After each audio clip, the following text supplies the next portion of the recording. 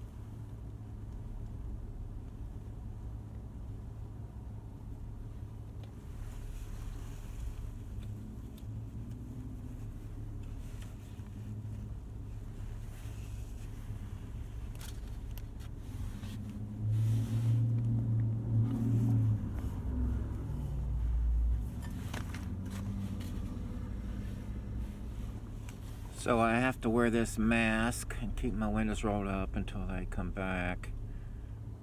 So I have to wear this mask while I talk to them. And I'm supposed to keep my windows rolled up except when they tell me to roll it down.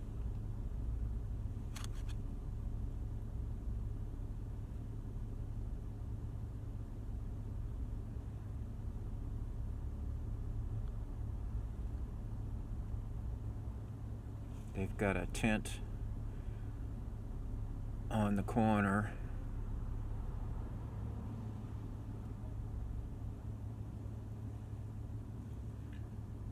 And they're wearing face masks and eye shields.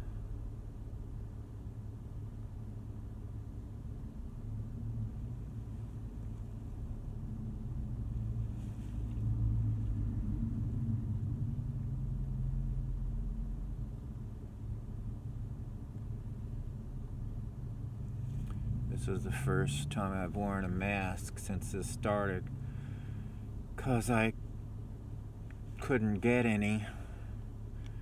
I can't get a thermometer. They haven't had them for weeks. And I feel like I have a low-grade temperature.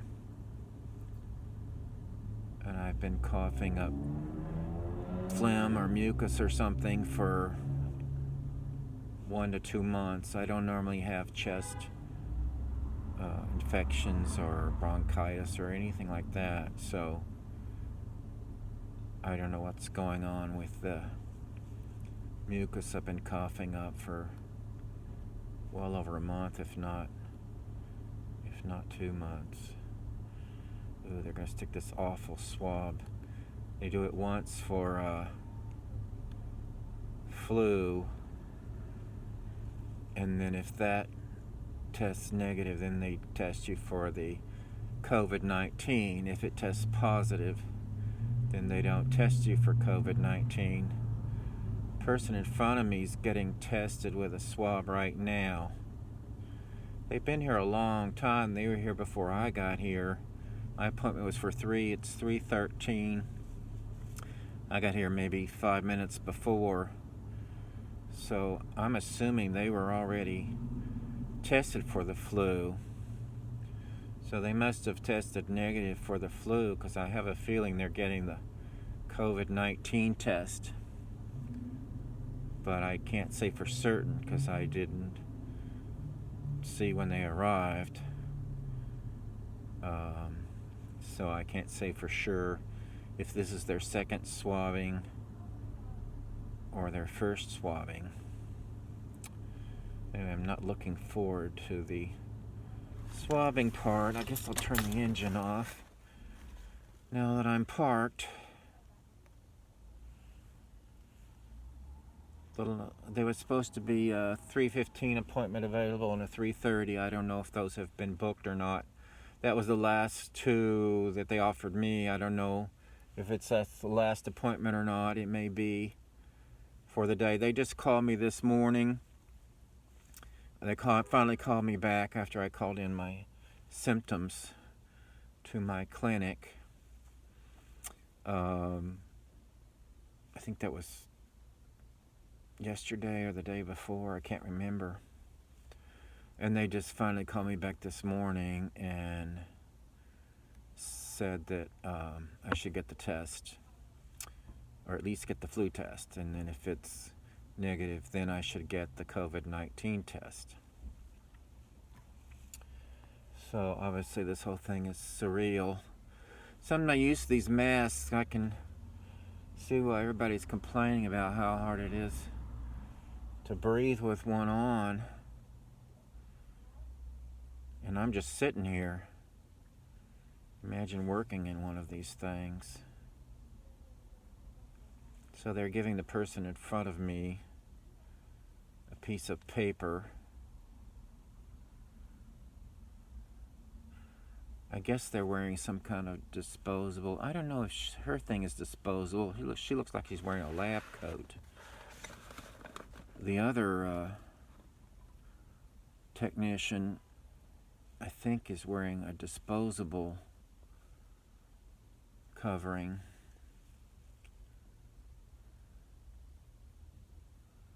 Looks like this person is leaving. So I don't know if they want me to pull up or just stay here. I'll just wait and see. I was told that they would have signs to tell you what to do. They would hold up signs telling you what to do, so you don't have to roll your window down. They're being very weird about the rolling the window down on your car. Uh-oh, here they come with my swab. Great.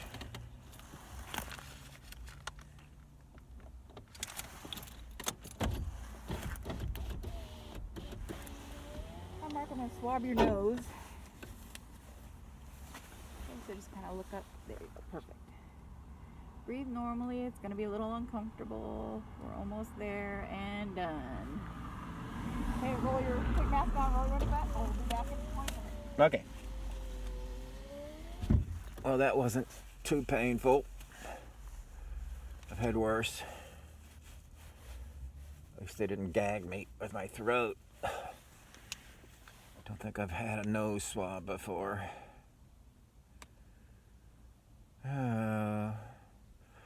So they said they wanted me to quarantine for 2 weeks after this test. And I'm like thinking, well, I asked them, I said, no matter what the test results are for the flu test, they said yes. So, I don't have anybody to go get me food or medicine or anything like that. I've been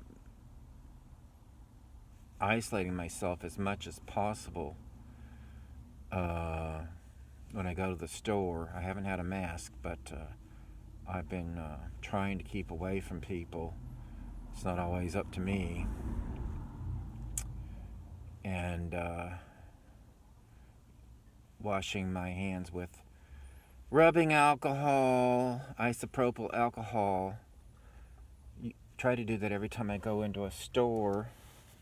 Sometimes before, sometimes just after.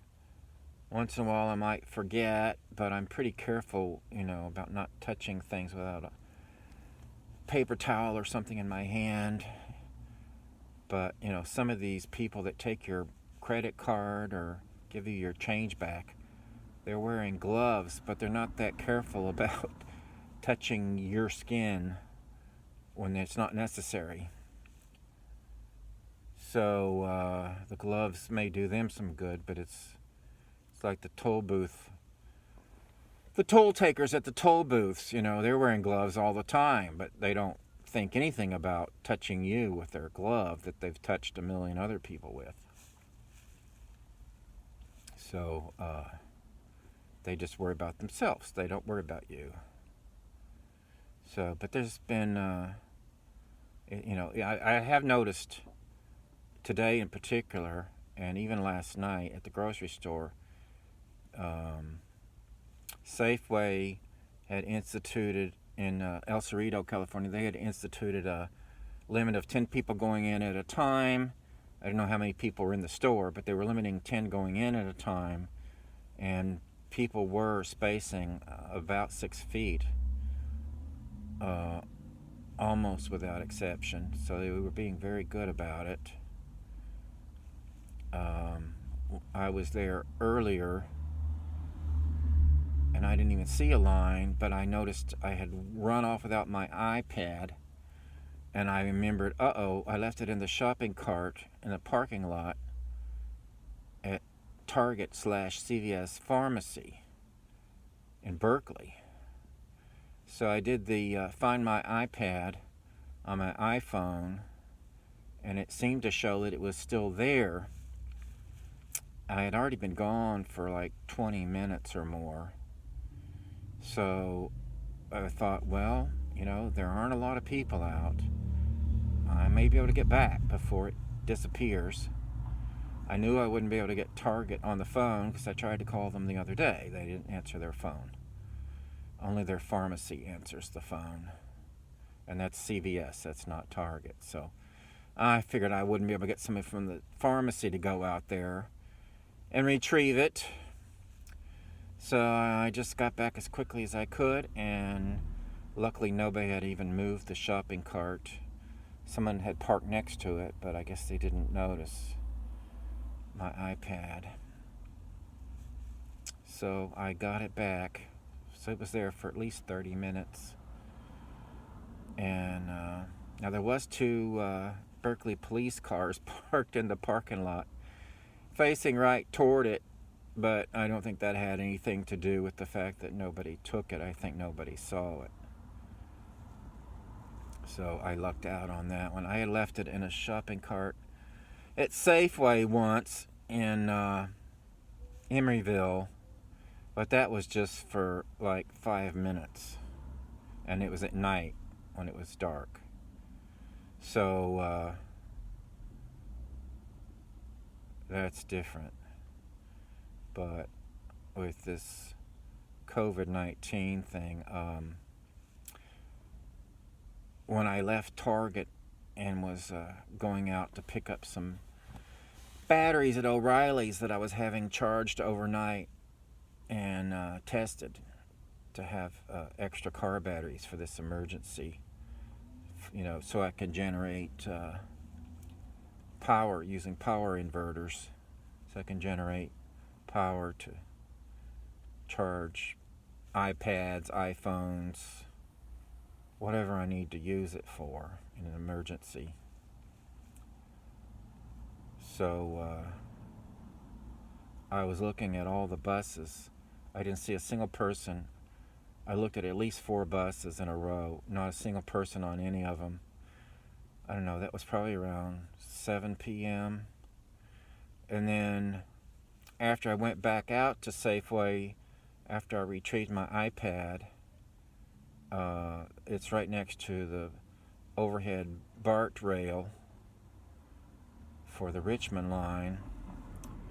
And I couldn't, it's up high, but I couldn't see any people in any of the cars in either direction. And they were running long trains, even though they didn't need them, because they wanted people who did ride to be able to space themselves apart. But I don't think there was anybody on the train. This whole thing reminds me, coincidentally, when I was in architecture school. One year I did a summer program study in Europe.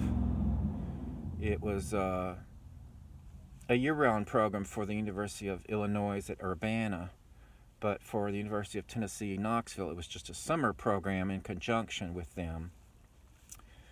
So we were there for 10 weeks, and our school was actually at the Palace of Versailles, and we hardly ever met at the classroom. I think twice. Once was for a party at the end, because we were touring all of the famous Paris architectural treasures. We went on the roof of Centre Pompidou, which was brand new at that time, and it was dangerous to be up on the roof. There were no handrails. It was like, wait a minute. They didn't even warn us that we were going on to areas where if you weren't careful you could kill yourself. So we were on the roof of Centre Pompidou. We were in the attic of the Paris Opera House. We were in the basement of the Paris Opera House. We toured Maison de Verre, which was and still is a private home, but it's an architectural treasure, open to people for tours on Thursdays, but I think you pretty much have to be an architect or an architectural student in order to get in there. And it's an amazing house. The architect, I think it's the only building he ever designed. He was primarily, I think, a product designer. Let's see, he was from Switzerland or Dutch or something. I think he was Dutch. And he did not design buildings normally, but this is an amazing, iconic house designed for a gynecologist. He had his offices downstairs, and his wife and he and family, whatever, lived upstairs.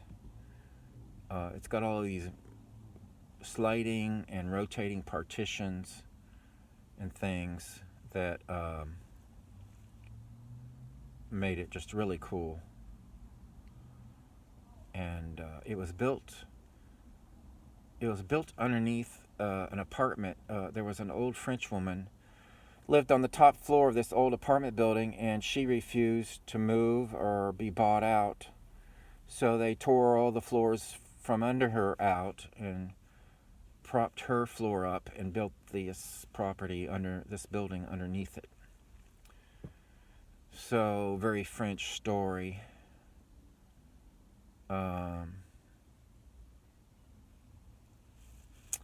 But a few years ago it was bought by a rich American from the original family who had owned it since it was built. And he's restored it and is living there, but he's allowing it to be open on Thursdays. They tried to get the city of Paris or the government of France to buy it a long time ago, and they weren't interested for reasons who knows. So luckily it has fallen into the hands of somebody. Anyway, getting off the story here. So the first 6 weeks we were together mostly and living in Versailles. I lived with a French family in their townhome. I think it was a 18th century townhome. And then the last 4 weeks we could travel on our own or in groups. I traveled by myself. And I did some research, but I didn't have anybody particularly advising me. So I at one point went to Milan in August, not knowing that nobody is in Milan in August. Nobody. Everybody's on vacation. Now, when I went to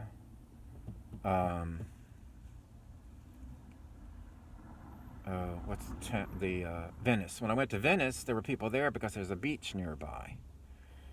So, but when I went to Milan in August, there was nobody there. The Sistine Chapel was closed. Nothing was open because there's nobody there. So I get on the subway, and I'm the only person on the entire subway. And it was a very surreal, eerie feeling. And of course, right now, that's what you would experience. If it's even running, I don't know if it's running, maybe it is. I'm sure if you got on it right now, there'd be nobody on it. Because Milan is pretty much at the epicenter of the Italian outbreak in northern Italy, which I guess is spread all over the country by now. So that's just kind of weird that I went through that experience out of ignorance, and now it's returned due to the deadly coronavirus, or COVID-19 more accurately. So yeah, I guess both of these technicians are wearing disposable gowns. Question is, do they have enough of them that they can actually dispose of them, or are they having to reuse them?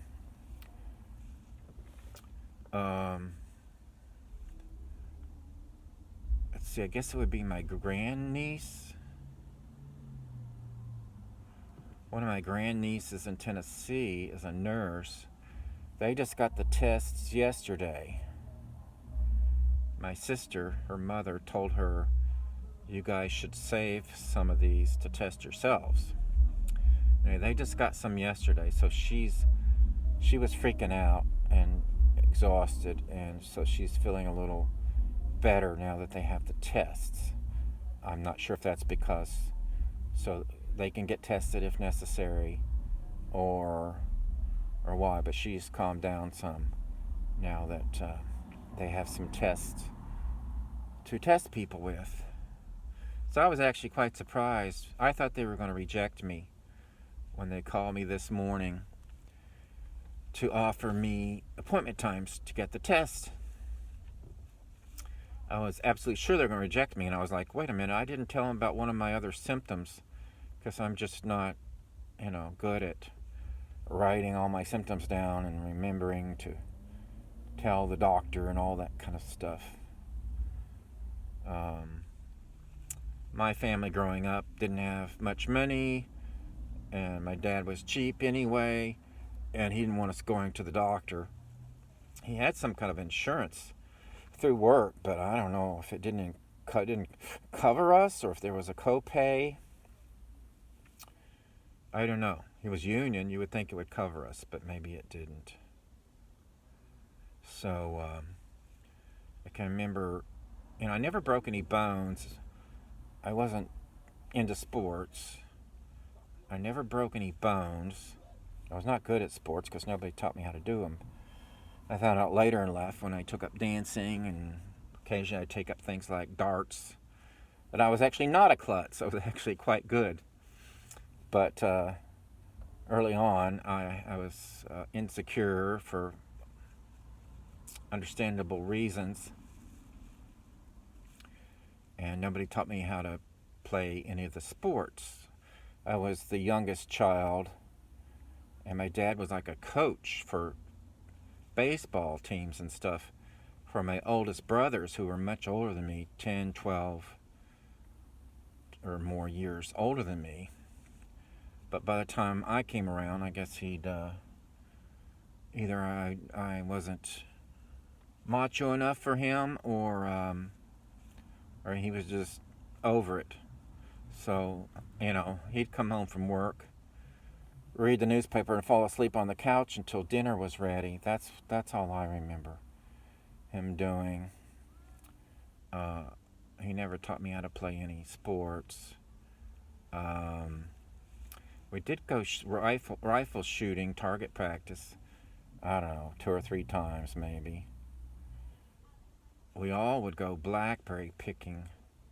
Him and all the kids, or at least me and my sister, the youngest sister, would go wild blackberry picking in the summer, and he would make blackberry jam and blackberry jelly, which we would eat the rest of the year. And we would go pick wild black walnuts, and we would collect wild hickory nuts. I did not care for hickory nuts because they're too much trouble to get the nut out, and it's not enough of it to bother, and I didn't think the taste was that great. But black walnuts are wonderful. American black walnut. The walnuts you buy in the store have no flavor at all compared to freshly hulled black walnuts, American black walnuts. So that was about the only activities I can remember with him. So the only one-on-one activity was 2 or 3 times of target practice. I don't think I was too bad. I probably wasn't a crack shot, but I don't think I was particularly bad.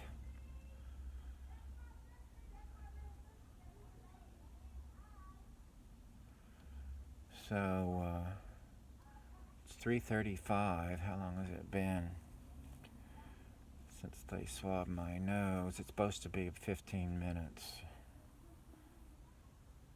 So I'd love to take this mask off, but I'm not going to do it until I drive away. So they've told me to quarantine for 2 weeks, regardless of these test results, which, the only test result I'm going to get today is whether I have the flu or not. So I don't, it doesn't really make any sense because, I'm going to have to get a prescription refilled. I tried to get it done early, and I would have had to pay for it if I got it done early. So I have to wait till the 24th of next week, whatever day that is. I think today's the, 19th? Not sure what day this is. So that's like Wednesday or something. But I tried to get that early, but I was on the phone all day long with the wrong departments at Anthem Blue Cross and dealing with other issues as well, other medical issues. It looks like she changed gloves and she's getting out a fresh mask.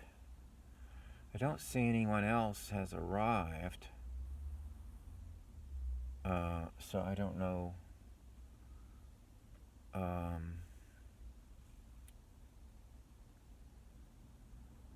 I don't know why she changed gloves. Is she coming over here?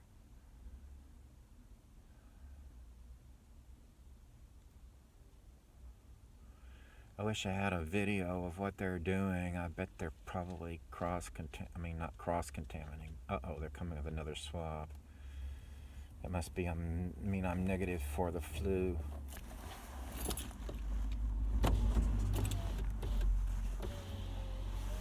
Unfortunately, the flu is negative, so we're going to test you for COVID. Okay. Breathe normally. No, it's uncomfortable. I'm so sorry. All done. So it'll take about 7 days to get the result. Okay. We'll have all this information for you on a piece of paper, and she's going to bring it to you, okay? Thank you. Oh, God. Well, I had the flu vaccine.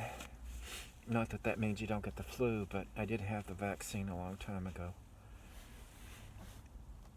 So, I'm not shocked that I don't have the flu. I don't feel body aches, although there was one day, the last day I worked, at one point in the work I felt really tired, like my legs or something felt really tired. But that could have just been because I hadn't worked in a while. Some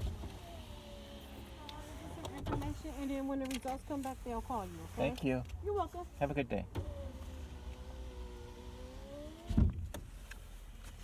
Okay.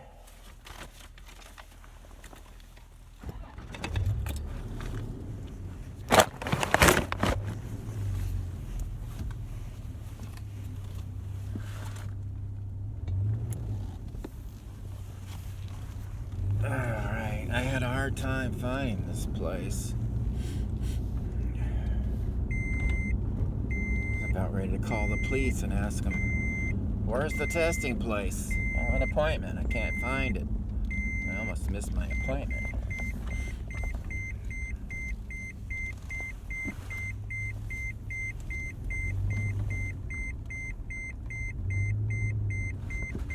He said it was across from a church. I don't see a church.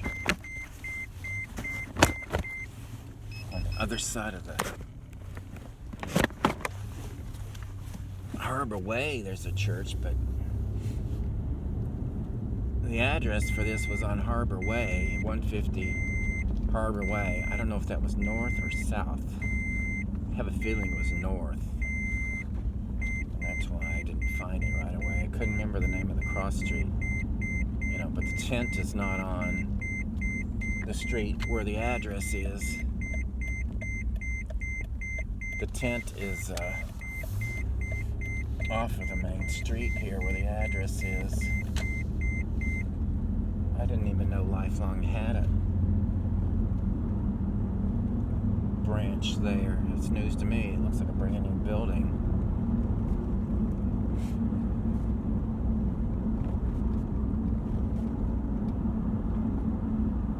So it's getting really warm. I have to take this coat off.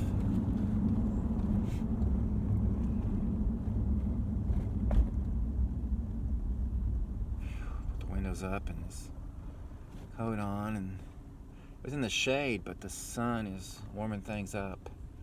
It'll be cold tonight, but it can get pretty warm during the day. Well,